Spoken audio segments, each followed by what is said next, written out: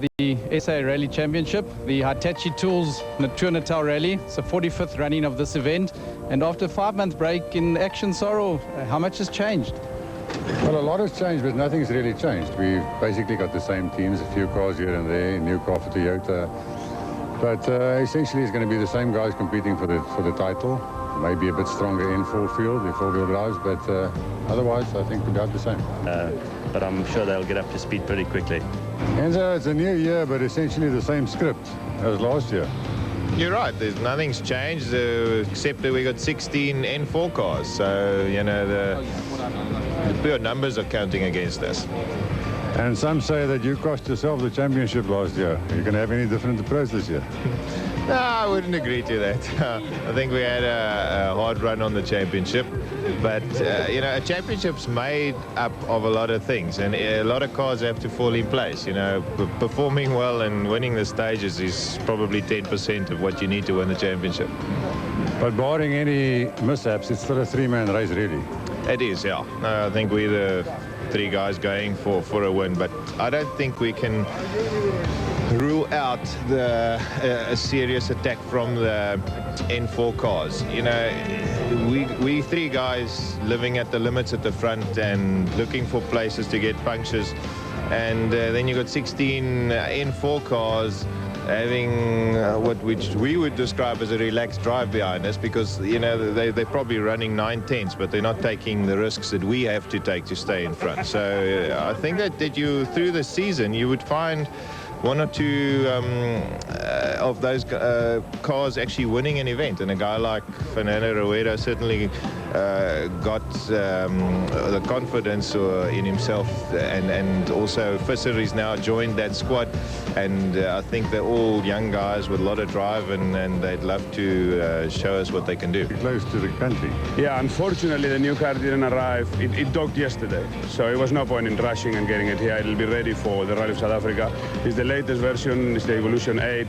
It's got an active center diff, which should give us a bit more traction, and hopefully that'll give me all we need to clinch the championship. And I believe the A7, the Polos, are going really well with the wider tires and the body kit.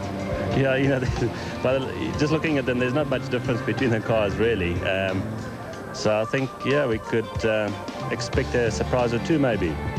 And have you done any work in the off-season? No, very little. I'm a little bit disappointed that we didn't do a significant amount of testing. I think we should have. But anyway, that was a decision made, and basically it's the same car as last year. New paint, bit of a wing. Doesn't feel bad. I think the preparation was pretty good, and yeah, we're pretty hopeful. And Toyota, they're really the all-new package, a completely new car, the new Run-X. How do you think that's going to go? They've got a new car, it's supposed to be better, but as normally happens with new cars, they've run into a lot of handling problems, and I think it's probably going to take them an event or two to sort out. But having said that, of course, you've got Dempsey driving the car, and he's still one of the best drivers around, so I expect a lot from him again. He made a lot of mistakes last year, so did Toyota, so I think they're looking for a better season than they had last year.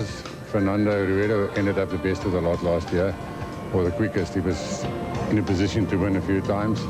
Skalkberger's got a brand new car. Unfortunately, Johnny Gemmell, the only guy that's actually won with the N4 cars, is not here this year, or not in the first event anyway. And then a lot of new privateers. Visser du Plessis, Jeff Mortimer's got a new car, although he's probably 20 years too old for it, but he's still going to be around, and I think it's going to be a very competitive class. In fact, the most competitive class in the rally. And you know these roads well. What can the competitors expect out in the sugarcane fields? It's very fast, very slippery. Some of the best rally roads in the country, but very difficult to read because of the sugarcane. You're forever driving blind most of the time.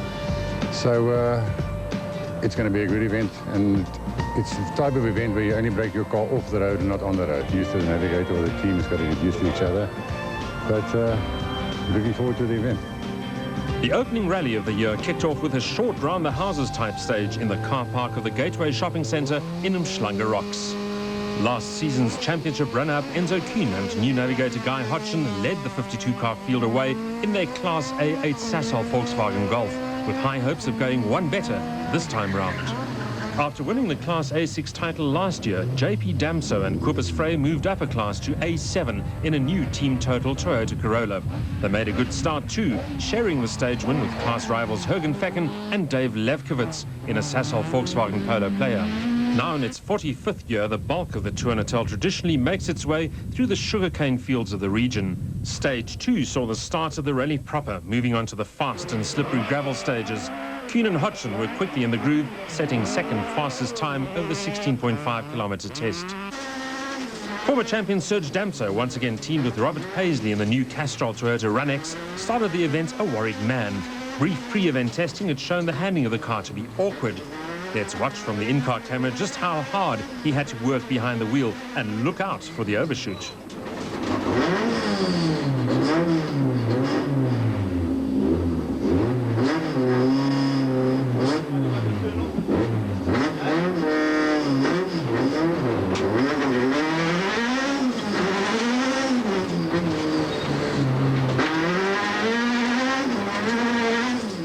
The Toyota's troubles would cost the pair 37 seconds on this stage, dropping them well off the pace of the early leaders.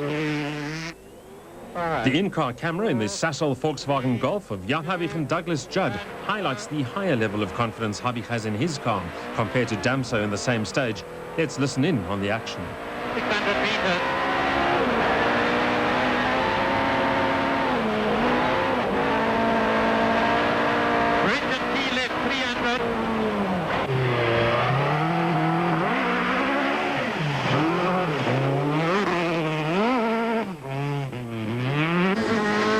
Back on board with Damso, as if dealing with the wayward handling of the Run-X wasn't enough, he still had to contend with a combi in the middle of the stage.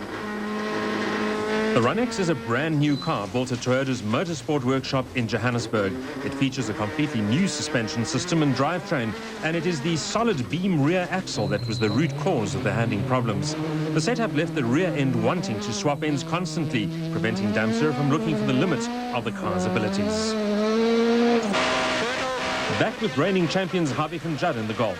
Habich was his usual spectacular self behind the wheel.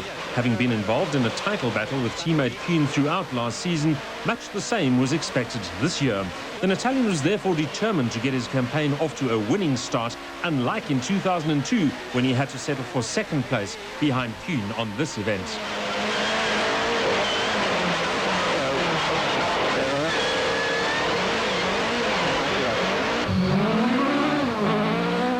After making huge progress last year, Rueda had high hopes for overall success in the motion vehicle wholesalers Mitsubishi, but his event would be over before the end of the stage.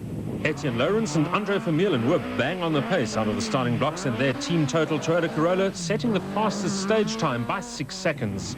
Fecken was bent on beating Class A7 rival Lawrence, but an early misfire put him on the back foot early on. Back in car with Habich and Judd. A misfire in the engine was later traced to a faulty crankshaft sensor.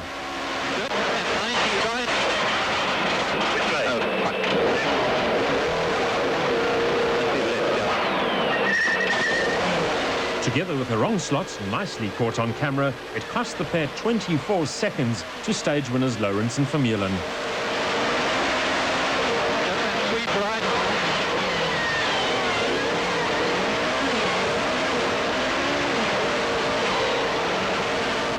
Schalk Burger teamed up with 7-time South African Navigators champion Vito Bonifati for this event. They were in a newly built Bridgestone Subaru Impreza and soon lost time with a faulty odometer in the first 2 stages. Chart van der Walt and Mike Burrows were in the second Sasol Volkswagen Polo Player, but it did not take kindly to the first water splash. Damso Jr. was relishing driving his new Toyota, effectively his father's 2002 Class A8 car, but downgraded to A7 spec. JP was driving smoothly and even impressed Sarel with the way he set up the car for corners. Reigning Class N4 champs Leon Buerta and Johan Seeling and the Rally Star Subaru Impreza clocked 4th fastest on stage 2, but retired in stage 4. Veteran Peter Altersky made an appearance in his old Toyota Conquest, teamed with Alan Bissett. They would also retire in stage 4.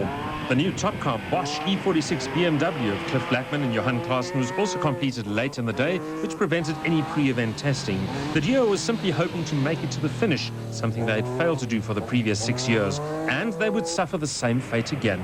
Nicholas Ryan and Brian Careyhill were very cautious through the water splash in their ABC Motor Subaru Impreza, but they would prove to be the stars of the rally. Krista Witt purchased a new CTH Transport Toyota Corolla for the season, but it meant moving down to the slower N2 class. With new navigator Janine Labuschagne, he was hoping for a good start to the year. Visser Du Plessis and Tilo van Westenhagen upgraded their machinery to a Subaru Impreza, but he went off the road in stage 4 and was forced to retire with a cracked rib. Stage 3 was the second longest of the event at 30.31 kilometers. We drove in car with Habib and Judd as he made a spectacular start to the stage, holding the car at incredible angles to the road. Trouble was brewing, however.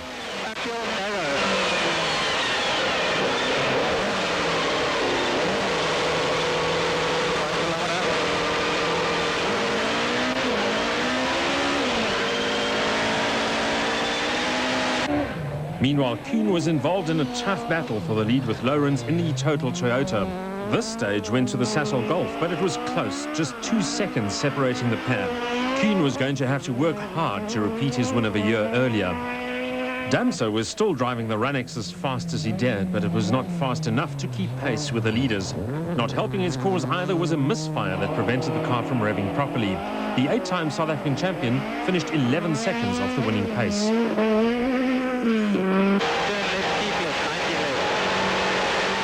Back in car with Habib and Judd, you can see something is amiss. The champ isn't nearly as spectacular as he was earlier in the stage. A broken side shaft forced Habib into damage control mode to minimize the time lost. He managed to keep a brisk pace once the Golf had picked up speed out of the slow corners and lost just 24 seconds to stage winner Kuhn.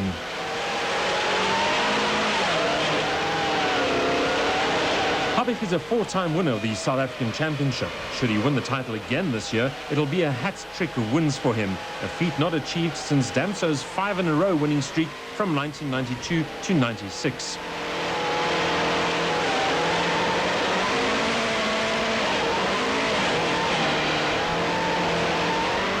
Navigator Judd has even more titles to his name, 5 in total.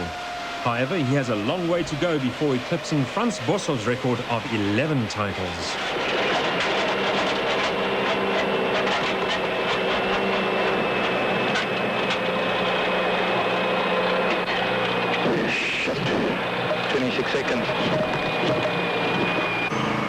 Driving and preparing cars is hard work. The Volkswagen team, as always, provided its team members with delicious fare. Damso took the opportunity to feast his eyes on the Golf's engine bay in search of secrets before going into service, while Habib also took a peek to see where that elusive extra power had gone to. Clocking the Runex into service, Damso quickly debriefed Toyota team manager Wami Haddad on what the car was doing in the stages. There's no doubt that the team will sort the rear end handling problems out, but it will take a lot of testing and hard work after this event.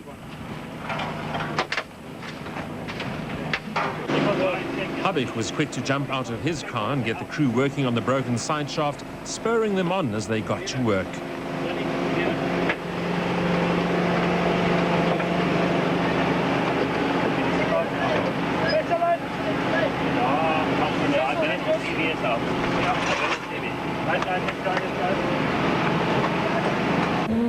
Lawrence was driving